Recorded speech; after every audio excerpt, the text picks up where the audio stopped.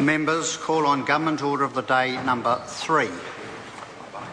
Ngāti Manuhiri Claims Settlement Bill, second reading. The Honourable Peter Sharples. Mr Speaker, I move that the Ngāti Manuhiri Claims Settlement Bill be now read a second time. From the shores of Whangapraoa in the south to the cliffs of Pai or Tu in the north, from the western tides of Korito Ti or Takamaitu through the currents of Te Awa o Hoteo, flowing on to Kiki Tangiao, Hau Hanganui to the pā of Te Arai o Tāhuhu. The children of Manuhiri, the people of Moi Karaka Waka, nau mai, haere mai. Ko tamahunga te maunga, ko ngā poitoa o te kupenga o te toi, te huatahi, te moana, ko Ngāti Manuhiri te hapu, ko o maha ta marae. Mr. Speaker, it was at o maha marae that the peoples of Ngāti Manuhiri gathered with the Crown in May last year to sign a deed to settle their Treaty of Waitangi grievances with the Crown. The agreement was the first settlement deed signed in the Tāmaki Makaurau region.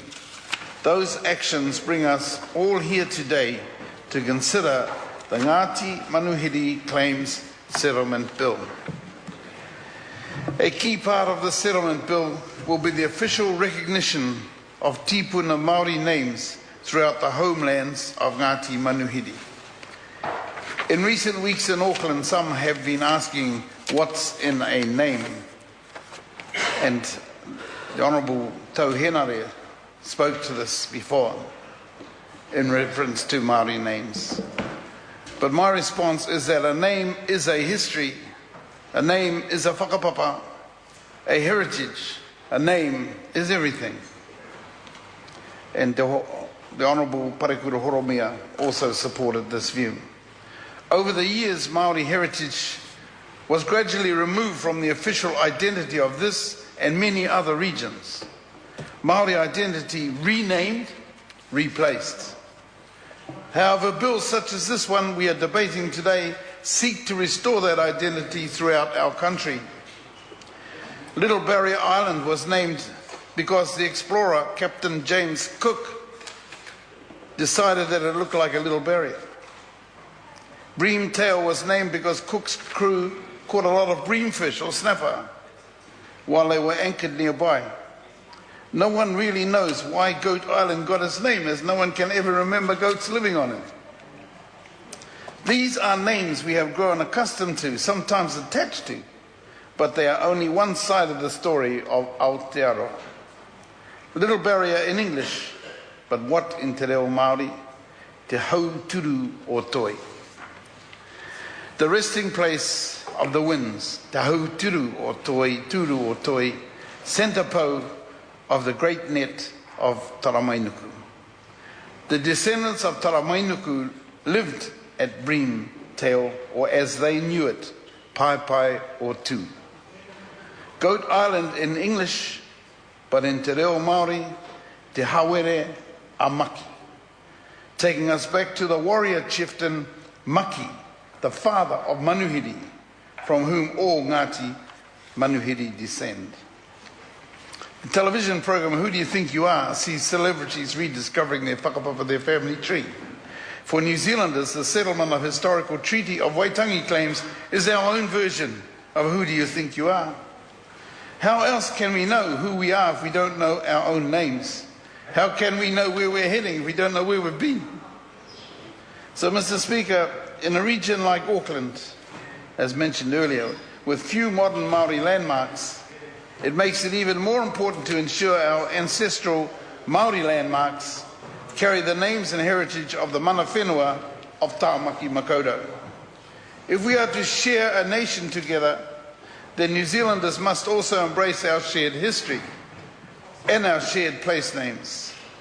Based at O Maha Marae, Ngāti Manuhiri described their ancestral interests as extending along the eastern seaboard from Whakaprau in the south to Paepae o Tū in the north.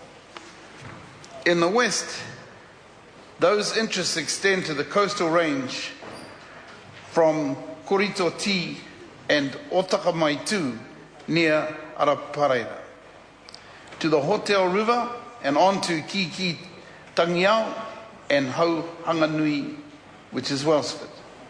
They then run north-east from Patu Makariri near Welsford to the east coast of Te Arai o Tāhuhu, Te Arai Point, and Paepae o Tū.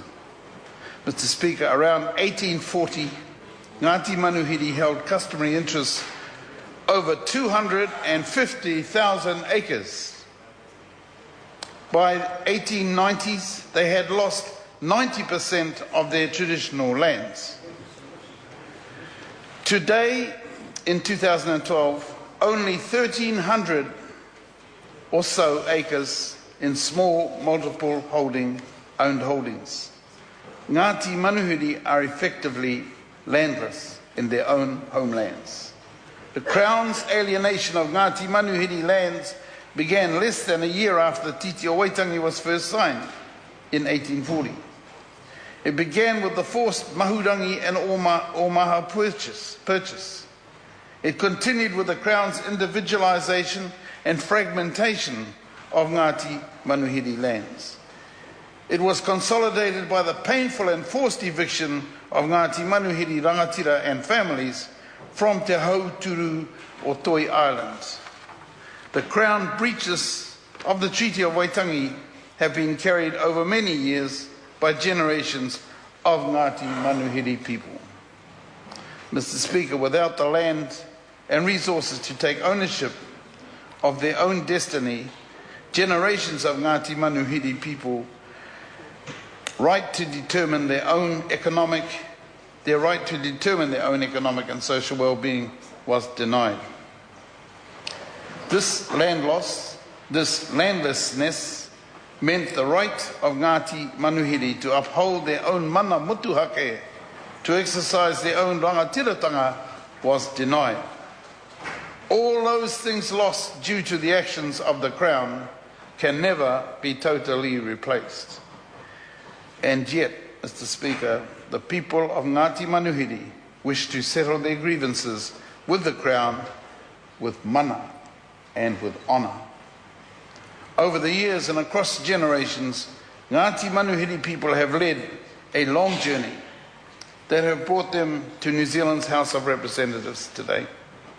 Through perseverance, through conviction, and through leadership, they have reached a strong settlement for their people. Mr. Speaker, I look forward to this bill proceeding to the committee stage without delay. Thank you. The question is that the motion be agreed to. Are there any speakers? Speaker. The Honourable Parakura Horomia.